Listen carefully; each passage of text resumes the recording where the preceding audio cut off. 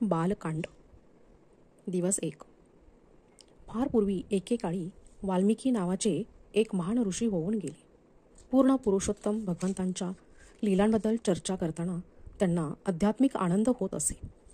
एके दिवशी वाल्मिकी जेव्हा आपल्या शिष्यपरिवाराला कृष्ण भावनेच्या अवीट गोडीबद्दल सांगत होते, त्यावेळी पूर्ण पुरुषोत्तम भगवंतांच्या लीलांचे गुणगान करीत आध्यात्मिक व भौतिक जगात सातत्याने प्रवास करणारे महर्षी श्री नारद मुनी त्यांच्या आश्रमात प्रकट झाले. श्री नारदांना पाहता क्षणी वाल्मिकी आणि त्यांच्या शिष्यांनी त्वरित त्यांना आदराने दंडवत घातले. रीतीनुसार त्यांनी श्री नारदांना उच्चासन दिले आणि मधुर वाणीने त्यांचे कुशल विचारत त्यांचे पाद प्रक्षालन केले.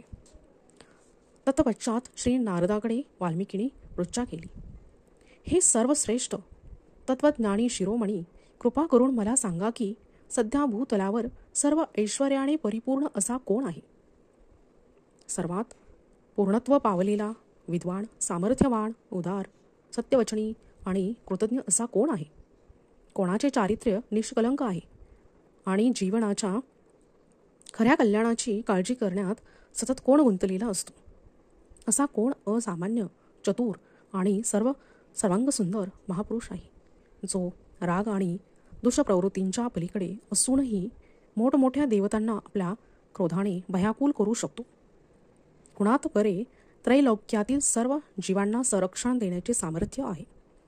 भाग्य देवतेने कुणावर बरे आशीर्वादांचा वर्षाव केला आहे? हे महामुने, आपण कृपया पूर्णपणे माझे शंका निरसन करावे. त्रैलोक्यात ज्ञानी महर्षी नारदांनी उत्तर दिले, ऋषीवर्य, राम नावाचा एक कीर्तिमान राजा इक्ष्वाकूच्या राजघराण्यात महाराज दशरथांचा सुपुत्र म्हणून अवतरला आहे. त्यांच्यात सर्व दिव्य गुण आणि सर्व ऐश्वर्य एकवटलेली आहेत. श्रीराम हे जितेंद्रिय असून अगणित शक्तींचे स्वामी आहेत. श्रीराम अजाणुबाहू आहेत. त्यांचा कंठ 3 शुभ रेखांनी अंकित आहे. त्यांचे खांदे उंच व भरदार आहेत. छाती रुंद आहे आणि त्यांचे मस्तक सुंदर असून ललाट भव्य आहे. त्यांचा जबडा बलशाली असून त्यांचे जत्रू खोलवर रुतलेले आहेत. त्यांचे नेत्र विशाल आहेत. त्यांचा ओठ उठावदार, बांधा, मध्यम उंच आहे आणि सर्व अवयव सुबक व संतुलित आहेत. किंचित हिरव्या रंगांची झाक असलेली त्यांची गडद निळी अंगकांती दीप्तिमान आहे.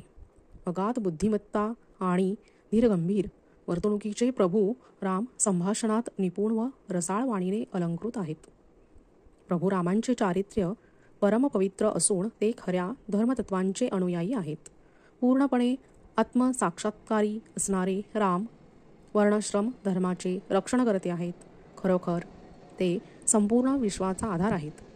ते सर्व शत्रूंचे संहारक आहेत व त्याचवेळी त्यांना पूर्णपणे शरण आलेल्या जीवांचे ते एकमेव आश्रयदातेही आहेत. प्रभू राम वेदशास्त्रांचे परमज्ञाते आहेत. शिवाय ते सर्व प्रकारची शस्त्रे चालवण्यातही निपुण आहेत. त्यांच्याकडे अढळ निर्धार शक्ती आहे आणि अचूक स्मरणशक्तीबरोबर प्रखर बुद्धिमत्तेचे ते स्वामी आहेत. खरोखर त्यांची विद्वत्ता असीम आहे. ते अतिशय समंजस, दयाळू आणि रणांगणात वीरश्री गाजविणारे आहे. सर्व प्राणीमात्रांचे त्यांच्यावर प्रेम आहे आणि शत्रू असो वा मित्र, सर्वांशी ते समभावाने वागतात. ते महासागरासारखे गंभीर आहेत. त्यांचे धैर्य हिमालयासारखे आहे. सामर्थ्य ते जणू भगवान विष्णूच आहेत. चंद्रासारखे त्यांचे सौंदर्य आहे. वसुंधरेसारखी सहनशीलता त्यांच्या ठायी असून विश्वसंहार समयी धगधगणाऱ्या प्रलयाग्नीसारखा त्यांचा क्रोध आहे. ऐश्वर्यात ते कुबेरा समान आहेत व भक्तीत ते सदाचाराची देवता धर्मराजांसह आहेत. नंतर नारदांनी महर्षी वाल्मिकींसमोर थोडक्यात प्रभू रामचंद्रांच्या लीलांचे वर्णन केले. अखेरीस त्यांनी सांगितले की तेच प्रभू राम आता अत्यंत न्यायीपणाने व आदर्श पद्धतीने आपल्या प्रजेवर राज्य करीत आहेत. त्यांनी स्पष्ट केले की प्रभू रामचंद्रांच्या राज्यात कोणीही रोगराई अथवा मानसिक क्लेशाने पीडित नसेल. रामराज्यात प्रत्येक जण सुखी व वैभव संपन्न असेल. कधीही कुणाला चोर, दुष्काळ अथवा उपासमारीपासून भय नसेल. सर्व शहरे आणि गावे धान्य, फळे, भाजीपाला तसेच दूध दुभते यांनी परिपूर्ण असतील. वस्तुतः सत्ययुगात जी धार्मिक वृत्ती व सुखशांती जनसामान्यांना लभ्य होती तीच सर्व नागरिक अनुभवतील. महापूर, दुष्काळ वा भूकंपासारखे प्राकृतिक प्रकोप नसतील. सर्व स्त्रिया पतिव्रता असतील व त्यांना कधीही वैधव्य येणार नाही. अशा तऱ्हेने प्रभू रामचंद्र पृथ्वीवर 11,000 वर्षे राज्य करतील व शेवटी आध्यात्मिक जगातील आपल्या परमधामास वैकुंठास परततील. त्रैलोक्याच्या कल्याणार्थ वाल्मिकी मुनींनी उपस्थित केलेल्या प्रश्नांचे निरसन करून झाल्यावर श्री नारद मुनी पुरुषोत्तम भगवंतांच्या कीर्तीचा प्रसार करण्यासाठी पुन्हा प्रवासाला निघाले. नंतर वाल्मिकी ऋषी आपले शिष्य भरद्वाज यांच्या समवेत तमसा नदीच्या किनारी गेले. ते श्री नारदांच्या शब्दांचे चिंतन करीत नदीकाठी विसावले. वनात बसले असताना वाल्मिकींनी क्रौच्च पक्ष्यांचे एक जोडपे पाहिले. ती पक्ष्यांची जोडी समागमात पूर्णपणे बुडून गेलेली होती आणि त्या आनंदात गात होती. त्याच वेळी निषाद कुळातील एक दुष्ट शिकारी जो तिथे लपलेला होता तो बाहेर आला आणि आपल्या बाणाने त्याने नर क्रौच्च पक्षाचा वेध घेतला. पक्षी विव्हळत जमिनीवर कोसळला. वेदनेने तडफडत असलेल्या व रक्तबंबाळ झालेल्या आपल्या प्रियकराला पाहून इंद्रिय सुखाच्या कड्यावरून अचानक दुःखाच्या दरीत कोसळलेली ती पक्षिणी भयाने चित्कारली. वाल्मिकींनी जेव्हा हे अनुकंपनीय दृश्य पाहिले तेव्हा करुणेने त्यांचे हृदय भरून आले. निषादाचे ते भयानक कृत्य हे मोठे पाप आहे असे मानून वाल्मिकी अत्यंत क्रोधित झाले आणि त्यांनी त्या शिकाऱ्याला शाप दिला. हे पक्षी हणता जो निष्पाप जीव आपल्या प्रियसीला आनंद देण्यात मग्न होता त्याची निर्दयपणे हत्या केल्याची शिक्षा म्हणून यापुढील अनंत वर्षे तू मनशांती गमावून बसशील.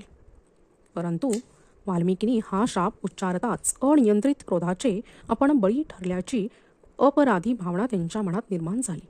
खरे म्हणजे पूर्ण ज्ञानी आत्मा असलेल्या वाल्मिकी हे जाणून होते की सर्वच सजीव भौतिक प्रकृतीच्या प्रभावाखाली असहाय्यपणे क्रिया करीत असतात.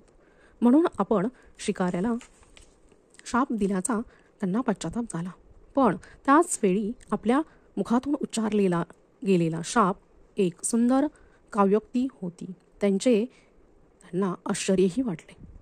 खरोखर त्यांचा शाप म्हणजे नारद मुनींच्या भेटीपासून ते चिंतन करीत असलेल्या रामायणातील भावनिक आविष्कारांची झलक होती.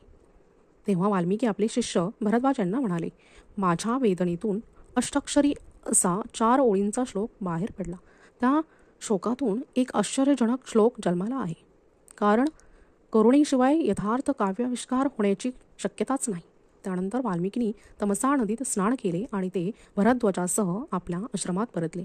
शिकाऱ्याला दिलेल्या शापाबद्दल विचार करीत असताना अचानक त्यांना विश्वातल्या सर्वोच्च ग्रहावरील आपले स्थान सोडून खाली येत असलेले ब्रह्मदेव दिसले. आश्चर्य आणि आनंदारितीने भारावून गेलेले वाल्मिकी मुनी अवाक होऊन विश्वातल्या त्या आदी जीवाचे स्वागत करण्यासाठी उठून उभे राहिले. जेव्हा ब्रह्मदेव वाल्मिकी समोर प्रकट झाले तेव्हा वाल्मिकींनी अत्यंत आदरपूर्वक त्यांना दंडवत प्रणाम केला आणि श्रद्धापूर्वक आदरभावाने त्यांची पूजा केली. तत्पश्चात प्रत्येकांचे हृदय ओळखणारे विश्वाचे पितामह ब्रह्मदेव म्हणाले, हे भगवान ऋषी, आपण शिकाऱ्याला शाप देऊन चूक केली असा विचार करून दुःखी होऊ नका. खरे तर रागाच्या भरात जे शब्द आपल्या तोंडून उच्चारले गेले ते माझे होते. आपल्या हातून एक मोठे काम करवून घेण्याच्या हेतूने आपल्याला प्रेरणा देण्यासाठी ते शब्द आपल्या तोंडून मधवले गेले. खरोखर प्रभू रामचंद्रांच्या जीवनेहितासाची रचना आपण करण्याची वेळ आता येऊन ठेपली आहे. रामचंद्रांच्या या महान व दिव्य लीलांच्या अणुवर्णनाने जगाचे परमकल्याण होईल. प्रिय वाल्मिकी मुनी, तुम्हाला काळजी करण्याची काहीच कारण नाही. माझ्या आशीर्वादाने तुम्हाला अज्ञात असलेली प्रत्येक गोष्ट तुमच्या हृदयात स्पष्टपणे प्रकट होत जाईल. अशा तऱ्हेने माझ्या कृपेने तुम्ही रामायणाचे निर्दोष कथन कराल.